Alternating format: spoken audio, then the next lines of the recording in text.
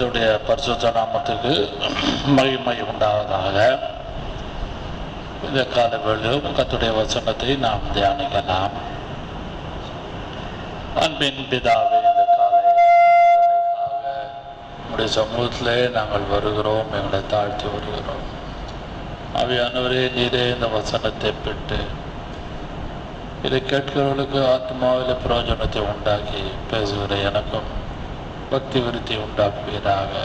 ஆசீர்வதியும் இயேசுவின் நாமத்தில் பிதாவே, ஆமென். ரொம்ப கிட்ட இருந்தா விசில் வரும். இல்லை, இங்க வந்து உட்காருங்க,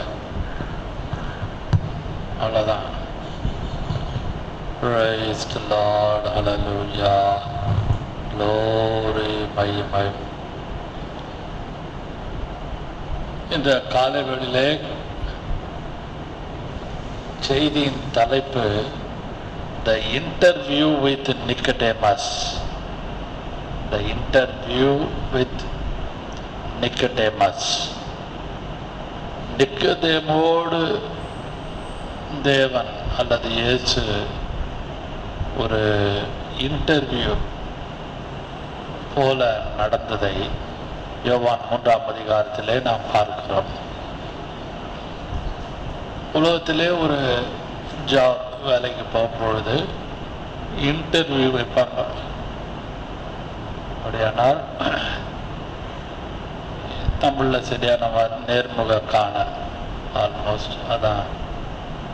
உட்கார்ந்து ஒரு இன்டர்வியூ வைத்து அதுக்கப்புறம் ஜாப் என்னன்னு கொடுப்பாங்க கம்பெனியில். நம்ம எல்லாருக்கும் தெரியும். அதுபோல் இயேசுகிட்ட 2 பேர் ரட்சிப்புக்காக வந்தாங்க. For the salvation. Jewish religious leader Nicodemus and immoral Samaritan woman. Both needed the Savior. நீங்கள் Jewish religious leader and immoral Samaritan woman both needed Savior. 2 பேருக்கும் இயேசு வாகிய ரட்சகர் அவசியமாக இருந்தது. யூத வம்சத்திலே, யூத குலத்திலே அவன் ஒரு மத தலைவனாக இருந்தான், நிக்கோடேமஸ். அப்புறம் இம்மாரல் சமாரியாவிலே ஒரு தாறுமாறான ஜீவியம் செய்து கொண்டிருந்த ஒரு ஸ்திரீக்கும் ரட்சகர் தேவைப்பட்டது. 3ஆம் அதிகாரமும் 4ஆம் அதிகாரமும் ஆகிய யோவான் சுவிசேஷத்திலே நாம் அதை பார்க்கிறோம். யோவான் 3ஆம் அதிகாரம். வால்யூம் ஏற்றாதீங்க, வால்யூம் குறைங்க, நல்லா குறைங்க, இல்லாட்டி விசில் வரும். ஏன்னா ஸ்பீக்கர் மேலே பக்கத்தில் இருக்கு. யோவான் 3ஆம் அதிகாரம் முதல் 2 வசனத்தை வாசிக்கலாம். யூதருக்குள்ளே அதிகாரியான நிக்கோதேமு எனப்பட்ட பரிசேயன் ஒருவன் இருந்தான். நல்லா குறைங்க ப்ரோ, வாசிங்க 1, 2. யூதருக்குள்ளே அதிகாரியான நிக்கோதேமு எனப்பட்ட பரிசேயன் ஒருவன் இருந்தான். அவன் ராக்காலத்திலே இயேசுவிடத்தில் வந்து, ரபி, நீ தேவனிடத்திலிருந்து வந்த போதகர் என்று அறிந்திருக்கிறோம்.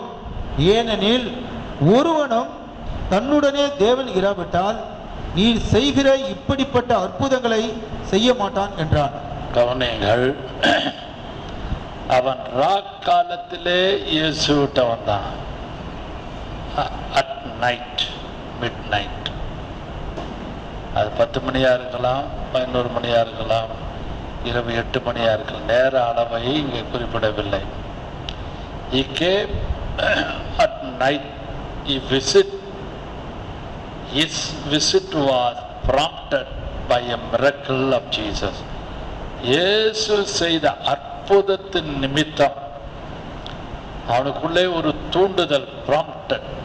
ஒரு எண்ணம், ஒரு தூண்டுதல் வந்தபடினாலே ராக்காலத்திலே அவன் இயேசுவை காண வந்தான். காரணம் என்ன?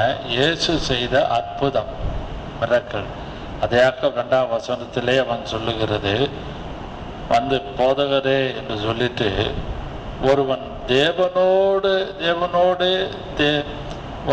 ஒருவனும் தன் தேவனோடு நீ செய்கிற இப்படிப்பட்ட அற்புதங்களை சொல்லிட்டு, ஏனெனில் ஒருவனும் தன்னுடைய தேவன் ஈராவிட்டார். அதான் முக்கியம். இன்னொரு வார்த்தை அதே 2ஆம் வசனத்தில் பார்க்கும் பொழுது, தேவனிடத்திலிருந்து வந்த போதகர் என்று அறிந்திருக்கிறோம். You come from God. நீ தேவனிடத்திலிருந்து வந்த போதகர். அது மட்டுமல்லாமல் 2ஆம் வசனத்திலே, ஒருவனும் தன்னுடனே தேவன் இராவிட்டால், தேவன் உம்மோடு இருக்கிறார், இயேசுவோடு பிதா இருக்கிறார் என்பதை அறிந்து கண்டுபிடித்துதான் அவன் இஸ்ரவேலிலே அல்லது யூதர்களுக்குள்ளே அதிகாரியான நிக்கோதேமு, Jewish leader, he came at night, ராத்திரியில் வந்தான். சும்மா ஒன்றும் வரலாம, அவனுக்குள்ள ஒரு காரியம் நடந்தது. யோவான் 2:23 வாசிக்கலாம். யோவான் 2ஆம் அதிகாரம் 23வது வசனம். யோவான் பஸ்கா பண்டிகையிலே அவர் எருசலேமில் இருக்கையில் அவர் செய்த அற்புதங்களை அநேகர் கண்டு அவருடைய நாமத்திலே விசுவாசம் வைத்தார்கள். நீங்கள் அநேகர் கண்டு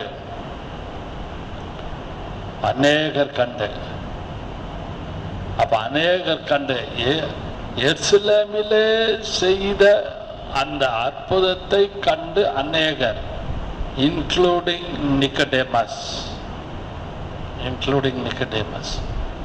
அவனுக்கு ஒரு விசுவாசம் உள்ள இருந்து அவனுக்கு அது கிரியை செய்து ராத்திரியில் எப்படியாவது இயேசு பார்க்கணும்னு உடையாந்தான்.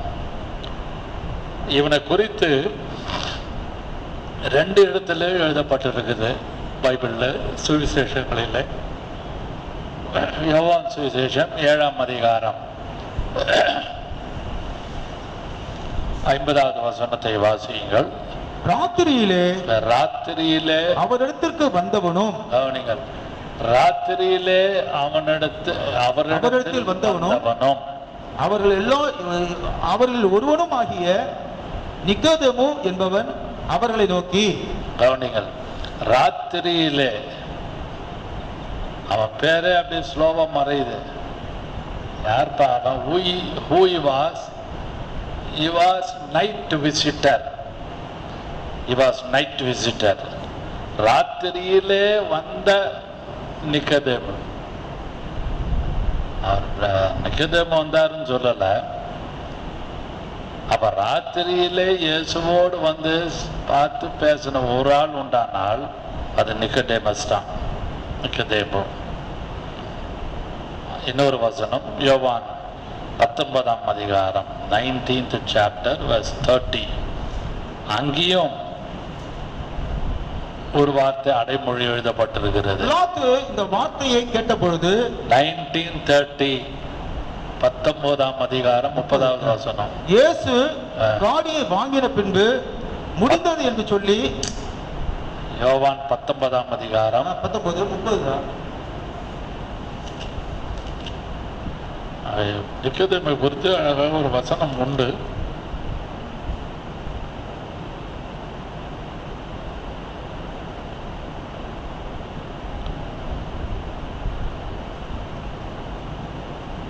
ஒரு வார்த்தை,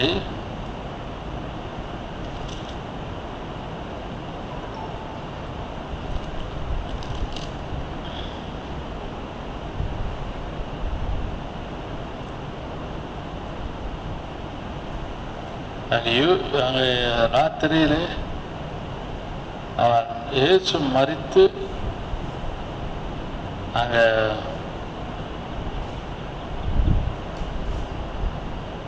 39 வாசியுங்கள். மன்னிக்கும், 39, 39, 1939. ஆரம்பத்திலே ஒரு ராத்திரியிலே இயேசுவிடத்தில் வந்திருந்த கவனிங்கள்.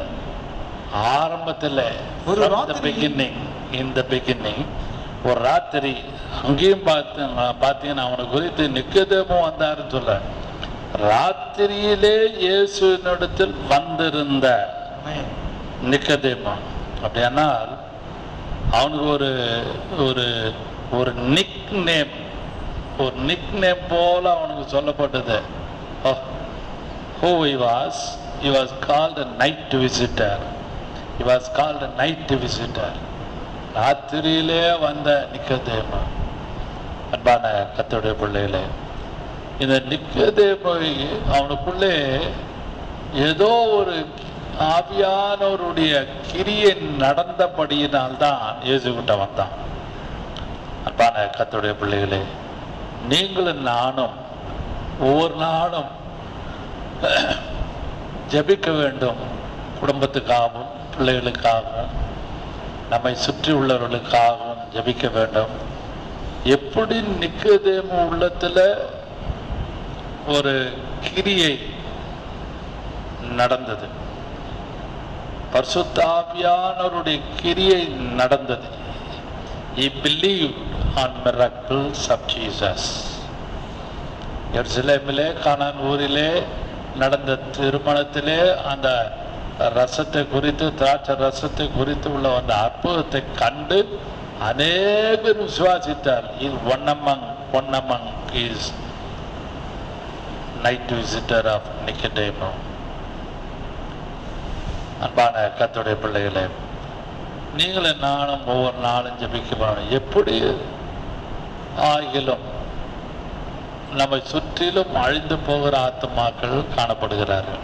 குடும்பத்துக்குள்ளே, ரிலேஷன்ஸ்குள்ளே, நாம் பெற்ற பிள்ளைகளாக இருக்கலாம், நைபர்ஸாக இருக்கலாம், whoever may be. நாம் அங்கே பார்க்கும் பொழுது எப்படி நிக்கதேமுக்குள்ளே ஒரு விசுவாசத்தின் கிரியை பரிசுத்த ஆவியானவர் கொடுத்தாரோ, அது போல அழிந்து போற ஆத்மாக்களுக்காக நீங்களும் நானும் ஒவ்வொரு நாளும் ஜபிக்கும் பொழுது, மத்தியானத்திலாவது பகற்காலத்திலேயாவது ராக்காலத்திலேயாவது ஆவியானவர் கிரியை செய்வார். கிரியை செய்து அவர்களை இயேசு வண்டையில் அவரே கொண்டு வருவார்.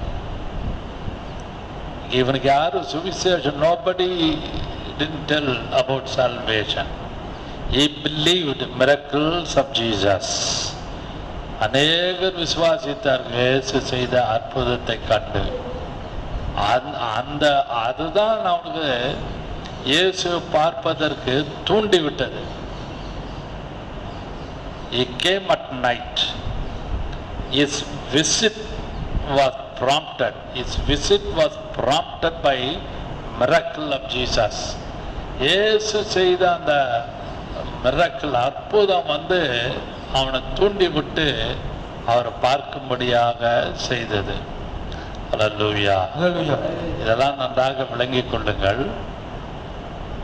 அப்படியானால் அதனால்தான் இந்த இடத்திலே நாம் பார்க்கிறோம் ஒரு ஓப்பன் ஸ்டேட்மெண்ட். அவனுடைய விசுவாசத்தின் அந்த கிரியை செய்து இருந்தபடினாலே ஒரு ஓப்பன் ஸ்டேட்மெண்ட் வருது. 3ஆம் அதிகாரம் 2ஆம் வசனத்தை மறுபடியும் வாசிக்கலாம். அவன் ராக்காலத்திலே இயேசுவினிடத்தில் வந்து, நபி, நீ தேவனிடத்திலிருந்து வந்த போதகர் என்று. போதும். You came from God. You came from தேவனிடத்திலிருந்து வந்தவர் என்று அறிந்திருக்கிறோம். Not only me. அறிந்திருக்கிறோம். In Jerusalem, in marriage at Canaan, அந்த இடத்திலே பார்க்கும் பொழுது எல்லாருக்குள்ளேயும் ஒரு கிரியை ஆவியானவர் கிரியை செய்திருக்கார். அதுல வெளிப்படையாக ராத்திரி இல்லை. ஏன்னா he was a Jewish leader. அவனுக்கு நியாய பிரமாணம் நன்றாக தெரியும் அவனுக்கு. அன்பான கர்த்தருடைய பிள்ளைகளே, அவன் நைட்ல வந்த ஒரு night visitor. He believed he got to believe in his heart by faith. He got a faith in his heart. அந்த விசுவாசம் அவனை தூண்டி விட்டு அவரை பார்க்கும்படியாக கிரியை செய்தபடினாலே அவன் ரட்சிப்புக்குள்ளே வருகிறதை 3ஆம் அதிகாரத்திலே நாம் அதை பார்க்கிறோம். அது மட்டுமல்லாமல் 2ஆம் அதிகாரம் 25வது வசனத்தை பார்ப்போமானால், மனுஷருக்குள் இருப்பதை அவர் அறிந்திருந்தபடியால் மனுஷனை குறித்து ஒருவரும் அவருக்கு சாட்சி கொடுக்க வேண்டியதா இருக்க. மனுஷருக்குள்ளே இருப்பதை அவர் அறிந்திருந்தபடியால், அப்படியானால் he knows about the night visitor Nicodemus. He knows about night visitor Nicodemus. நிக்கோதேமு ராத்திரி வந்தான். ஏன் ராத்திரி வந்தான்? அப்படியானால் எல்லாருடைய இருதயத்தை அறிந்தவர். பேசுகிற என்னுடைய இருதயமானாலும், இதை கண்டு பார்த்து கொண்டிருக்கிற உங்களுடைய சிந்தை இருதயமானாலும், என்ன நமக்குடைய இருதயத்துக்குள்ளே என்ன ஓடிக்கொண்டிருக்கிறது, இருதயத்திலும் சிந்தையிலும் என்ன கிரியை செய்கிறது என்பதை கர்த்தர் அறிந்திருக்கிறார். மனுஷருக்குள்ளே இருப்பதை அவர் அறிந்திருக்கிறபடியால், அப்படியானால் the night visitor Nicodemus, அவனை குறித்து ஏன் ராத்திரி வந்து கேட்கிறான்னு அவருக்கு நன்றாக தெரியும். அதனால்தான் நாங்கள் வந்து அவனிடத்திலே அவர் பேசுகிற வார்த்தையை நாம் பார்க்கிறோம். First he believed on Jesus. He believed on miracles of Jesus. That miracle prompted him to come to Jesus. He came to Jesus. இயேசுவினிடத்திலே அவன் ஓடி வருகிறான். அன்பான கர்த்தருடைய பிள்ளைகளே, நீங்களும் நானும் நன்றாக அறிந்திருக்க வேண்டும். இரண்டாவதாக இன்னொரு வார்த்தை அவனை குறித்து பார்ப்போமானால், நிறைய உண்டு, நான் ரொம்ப மேலோட்டமாக சுருக்கமாக பேசுகிறேன். யோவான் 3ஆம் அதிகாரம் 10ஆம் வசனம். இயேசு அவனை நோக்கி, நீ இஸ்ரவேலிலே போதகனாயிருந்தும் இவைகளை அறியாமல் இருக்கிறாயா? இஸ்ரவேலிலே you are a preacher. You are a preacher in Israel. You are a preacher in Jewish group. அந்த குரூப், அந்த யூத குலத்துக்குள்ளே, யூத வம்சத்துக்குள்ளே, இஸ்ரவேலுக்குள்ளே you are a preacher. நீ போதகனாய் இருந்தும் அறியவில்லையா? கவனிங்கள், இதில் ஒரு முக்கியமான குறிப்பு நாம் பார்ப்போமானால் 3ஆம் அதிகாரம் 14வது வசனம் 3:14. சர்ப்பமானது மோசையினாலே வனாந்தரத்திலே உயர்த்தப்பட்டதை போல மனுஷகுமாரனும் தன்னை விசுவாசிக்கிறவன் எவனோ அவன் கெட்டு போகாமல் நித்திய ஜீவனை அடையும்படிக்கு உயர்த்தப்பட வேண்டும். கவனிங்கள், அந்த 14, சர்ப்பமானது உயர்த்தப்பட்டது போல மனுஷகுமாரனும் தன்னை விசுவாசிக்கிறவனும். அப்படியானால் அந்த விசுவாசம் அவனுக்குள்ள இருப்பது அல்லது இருக்கிறது என்பதை இயேசு கண்டுபிடித்தபடினால் அந்த விசுவாசத்தை குறித்து அவனிடத்தில் பேசுகிறார். ஆனால் இயேசு அவனிடத்திலே சொல்லுகிற ஒரு ஆர்கியூமெண்ட், அந்த உரையாடல் பார்ப்போமானால் வாசிக்கலாம். 5ஆம் வசனம். இயேசு பிரதித்துரமாக, ஒருவன் ஜலத்தினாலும் ஆவியினாலும் பிறவாவிட்டால் தேவனுடைய ராஜ்யத்திலே பிரவேசிக்க மாட்டான் என்று மெய்யாகவே மெய்யாகவே உங்களுக்கு சொல்லுகிறேன். கவனிங்கள், இயேசு சொன்னது ஸ்பிரிச்சுவல் பர்த், ஆவிக்குரிய பிறப்பு. நிக்கோதேமு சொன்னது இயற்கையாக உள்ள பிறப்பு. Natural birth cannot stand before God. இயற்கையாகவே நாம் பிறந்திருக்கிறோம். இந்த பாவ சரீரத்தோடு, பாவ சிந்தையோடு, இந்த உலகத்தில் உள்ள ஆசாபாசங்களோடு நாம் we cannot stand before God. We cannot stand before God. Right standing before God. நன்றாக கவனிங்கள். நம்ம வந்து நேச்சுரல் பர்த்தில் இருக்கிற பொசிஷனில் we cannot stand before God. எப்போ நிற்க முடியும்? when we can stand before God after rebirth. That means Jesus told him about spiritual birth. ஆவியினாலும் ஜலத்தினாலும் பிறவாவிட்டால்,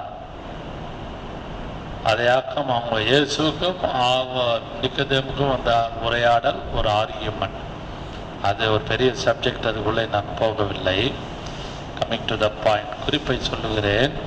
இஸ்ரவேலிலே நீ போதகனாய் இருந்தும் நீ அறியவில்லையா, அறியாமல் இருக்கிறாயா என்று சொல்லும் பொழுது, ஓல்ட் டெஸ்டமெண்ட்லேயே இயேசு ஆங்காங்கே, மன்னிக்கும் இயேசு அல்ல, தேவன் ஆங்காங்கே ரட்சிப்பை குறித்து எத்தனையோ வசனங்கள் நிழலாட்டமாக இருக்கிறது. வாசிக்கலாம். எசேக்கியல் 36ஆம் அதிகாரம் 25, 26, 27. எசேக்கியல் சாப்டர் 36, 27, 25, 26, 27. அப்பொழுது நான் உங்கள் மேல் 36, 25. அப்பொழுது நான் உங்கள் மேல் சுத்தமான ஜலம் தெளிப்பேன். கிளீன் வாட்டர், சுத்தமான ஜலத்தை தெளிப்பேன். நான் உங்களுடைய எல்லா அசுத்தங்களையும் எல்லா நரகான விக்கிரகங்களையும் நீக்கி உங்களை சுத்தமாக்குவேன். நீங்கள் சுத்தமாவீர்கள். அடுத்த வசனம். உங்களுக்கு நவமான இருதயத்தை கொடுத்து, நவமான இருதயம், குட் ஹார்ட், உங்கள் உள்ளத்திலே புதிதான ஆவியை கட்டளையிட்டு, நியூ ஸ்பிரிட், ஹோலி ஸ்பிரிட், கல்லான இருதயத்தை உங்கள் மாம்சத்திலிருந்து எடுத்து போட்டு சதையான இருதயத்தை உங்களுக்கு கொடுப்பேன். அங்கேயே வந்து எசேக்கியேல் ரட்சிப்பை குறித்து தேவன் அழகாக எழுதியிருக்கிறார். பரிசுத்த ஆவியை குறித்து, ரட்சிப்பை குறித்து அழகாக எழுதியிருக்கிறார். அதையாக்கம் அவனிடத்திலே அந்த ஜூயிஷ் ரிலிஜியஸ் லீடர் ஆகிய அந்த நிக்கடேமஸ் அவனை குறித்து பேசும் பொழுது, நீ இஸ்ரவேலிலே போதகனாய் இருந்தும், அப்படியானால் he was a preacher in Israel. He was a preacher among Jews, among Jewish group. அந்த யூதர் வம்சத்துக்குள்ளே, யூதனுக்குள்ளே ஒரு தலைவனாகவும் ஒரு போதகனாகவும் இருக்கிறாயே. Did you know about salvation? நீ அந்த ரட்சிப்பை அறிந்திருக்கிறாயா? ஓல்ட் டெஸ்ட்மெண்ட்ல கோட் பண்ணி இயேசு சொல்லுகிறார், சதையான இருதயத்தை எடுத்து, கல்லான இருதயத்தை எடுத்து சதையான இருதயத்தை கத்தல், சுத்தமான ஜலத்தை தெளிப்பேன். Clean water. அந்த கிளீன் வாட்டர் பரிசுத்த ஆவியானவரை காண்பிக்கிறது. அந்த இடத்துல ரட்சிப்பின் அனுபவத்தை எசேக்கியேல் அழகாக எழுதியிருக்கிறார். அன்பான கர்த்தருடைய பிள்ளையார், நீ இஸ்ரவேலிலே போதகனாய் இருந்தோம். இன்னைக்கு அநேக கர்த்தருடைய பிள்ளைகள் they don't know about full gospel, salvation, baptism, Holy Spirit, speaking in tongues. இதையெல்லாம் வந்து சிலர்லாம் அப்படியே தள்ளி வச்சுட்டு போறாங்க. Wholesome gospel is needed. Wholesome gospel should be preached. நீ இஸ்ரவேலிலே போதகனாய் இருந்தோம், அப்படியானால் ஓ நிக்கதேமுவே, நீ ஒரு preacher. You are a preacher in Israel. நீ அங்க இருந்து preacher-ஆய் இருந்துட்டு இது உனக்கு தெரியலையா, அறியாமல் இருக்கிறாயா? அப்படியானால் இன்றைக்கு உள்ள கிருபையின் காலத்திலே எல்லா ஊழியக்காரர்களையும் பார்த்து கர்த்தர் கேட்கிற கேள்வி ஒன்று உண்டு. Are you preaching the full gospel in your church or to the individual or at any place? எப்பாவது சொல்கிறோமா ரட்சிப்பு, ஞானசான, அபிஷேகம், பிரித்தெடுக்கப்பட்ட ஜீவியம், பரலோகத்தை ஆயத்த மாதிரி the spiritual birth தான் you can stand before God. Then only you can stand before God. அவன் சொல்றான் நேச்சுரல் பர்த்தை அப்படி யோசிக்கிறான். யாரு? நிக்கதேமு. இல்லை, no no no not at all, அப்படிலாம் இல்லை. நீ மறுபடியும் ஜலத்தினாலும் ஆவியினாலும் பிறவா விட்டால் you cannot see the kingdom of God. The kingdom of God, தேவனுடைய ராஜ்யத்தை காணவும் முடியாது, பிரவேசிக்கவும் முடியாது. அன்பான கர்த்தருடைய பிள்ளைகளே, நீங்களும் நானும் நன்றாக உணர்ந்து இருக்க வேண்டும். மூன்றாவதாக அந்த வசனத்தை வாசிக்கலாம். ஒரு 3ஆம் அதிகாரம் 16வது வசனம். Well known verse. தேவன் தம்முடைய ஒரே பேரான குமாரனை விசுவாசிக்கிறவன் எவனோ அவன் கெட்டு போகாமல் நித்திய ஜீவனை அடையும்படிக்கு அவரை தந்தொருளி இவ்வளவாய் உலகத்தில் அன்பு கூர்ந்தார். முக்கியமாக பாயிண்ட கர்த்தர் அவனுக்கு சொல்றாரு. although he was a preacher in Israel, he doesn't know about salvation. அதனால்தான் அவன் உந்தப்பட்டு தள்ளப்பட்டு ஆவியானுடைய கிரியினாலே அவன் வந்து பேசுறான் ராத்திரியில. He came at night. His visit was prompted by miracle. இயேசு செய்த மிராக்கிள், அந்த அற்புத நிமித்தம் தூண்டப்பட்டு கிட்ட வந்து பேசுறான் ராத்திரியில, யாருக்கும் தெரியாம. இதுல என்ன அர்த்தத்தை நான் முக்கியப்படுத்துகிறேன்? 3வது குறிப்பு, இந்த பேசேஜில் அந்த பிட்வீன் நிக்கோடேமஸ் அண்ட் ஜீசஸ், அந்த 3ஆம் அதிகாரம் முழுவதும் உள்ள question and answer, question and answer, question and answer, கேள்வி பதில் மாறி மாறி இருக்கும் 2 பேர் மத்தியிலையும். அதில் முக்கியமாக அடித்தளமாக ஒரே ஒரு கீவேர்டு, 2 கீவேர்டு இருக்கு. அதில் என்ன இருக்குது என்றால், என்ன வார்த்தை இருக்குது என்றால், ஒரு வார்த்தை அதில் பிலீவ் அண்ட் தென் லைஃப். அந்த 16ஆம் வசனத்திலே விசுவாசிக்கிறவன் எவனோ சொல்லிட்டு, விசுவாசம் கெட்டு போவான் இவ்வளவாய் அன்பு கூறும் நித்திய ஜீவனை அடையும்படிக்கு. Believe and life. விசுவாசமோ ஜீவியம், ஜீவன். என்ன ஜீவன்? நித்திய ஜீவன். நேச்சுரல் அந்த லைஃப், ஆக்சிஜன் நம்ம எடுக்கிறோம், அப்படி அல்ல. இது நம்ம உயிரோடு இருக்கிறது த்ரூ த ஆக்சிஜன். அதே சொல்லலை. விசுவாசிக்கிறவன அவனுக்கு இட்டர்னல் லைஃப், ஒரு லைஃப் இருக்குது அவனுக்கு. there will be one life for us beyond the blue. இந்த உலகத்தை விட்டு அக்கறையிலே நமக்கு ஒரு லைஃப் இருக்குது, நித்திய ஜீவன், எவர்லாஸ்டிங் லைஃப். அதையாக்கம் அவனுக்கு சொல்றார் அந்த 3வது குறிப்பில், பிலீவ் அண்ட் எவர்லாஸ்டிங் லைஃப். இந்த 2 வார்த்தை அதை அவனுடைய சிச்சுவேஷனே மாற்றி விடுகிறது. அதனாலே நீங்களும் நானும் ஒவ்வொரு நாளும் கர்த்தாவே, எங்கள் குடும்பத்தில் யார் யார் ரட்சிக்கப்படவில்லையோ, யார் யார் இன்னும் ரட்சிக்கப்பட நம்ம உலகத்தில், அதையாக்கம் 2 கொரிந்தியர் வசனத்திலே நாம் பார்ப்போமானால் 5ஆம் அதிகாரம் 17ஆம் வசனத்திலே, ஒருவன் கிறிஸ்துவுக்குள் இருந்தால் புது சிருஷ்டியா இருக்கிறான். ஏனெனில் இருக்கும், ஒருவன் கிறிஸ்துவுக்குள் இருந்தால் புது சிருஷ்டியா இருக்கிறான். 2 கொரிந்தியர் 5:17 நம்ம அதை வாசிக்கிறோம். வசனங்கள் எத்தனையோ இருக்கு. 1 யோவான் 5ஆம் அதிகாரம் 1வது வசனம், தீத்து 3ஆம் அதிகாரம் 4லிருந்து 7ஆம் வசனம் முடிய, 1 பேதுரு 1:23. வாசிக்க வேண்டாம். இருக்க ஒருவன் கிறிஸ்துவுக்குள் இருந்தால் புது சிருஷ்டியாக இருக்கிறான், பழையவைகள் ஒழிந்து போயின, எல்லாம் புதிதாயின. கவனிங்கள், எல்லாம் புதிதாயின. ஆல் பிகன், எல்லாமே பழசாயிடுச்சு, எல்லாம் புதுசா மாறுது ஒருவன் கிறிஸ்துவுக்குள் இருந்தால். 1 பேதுரு 1:23, 1 யோவான் 5ஆம் அதிகாரம் 1வது வசனம், தீத்து 3ஆம் அதிகாரம் 4லிருந்து 7. இதெல்லாம் எதை காண்பிக்கிறது? ரீபர்த், மறுபடியும் பிறப்பதற்கு உரிய ஒரு வசனம். அது வேணாம் வாசிக்க வேண்டாம். இதெல்லாம் எதை காட்டுகிற? இந்த 3-4 வசனங்கள், மறுபடியும் ஜனிப்பிக்கப்பட்டிருக்கிறீர்களே. அதையாக்கம் நாம் பார்க்கிறோம். 1 பேதுரு 1ஆம் அதிகாரம் 23ஆம் வசனத்திலே, அழிவுள்ள இது அழிவில்லாத வித்து சொல்லிட்டு மறுபடியும் ஜனிப்பிக்கப்பட்டிருக்கிறீர்களே என்று அதை பேதுரு சொல்றாரு. அது எதை காண்பிக்கிறது என்றால், அந்த நிக்கோதேமுசுக்கு மறுபடியும் ஜனிப்பிக்கப்பட வேண்டும். Rebirth, spiritual birth. அவன் natural birth cannot stand before God.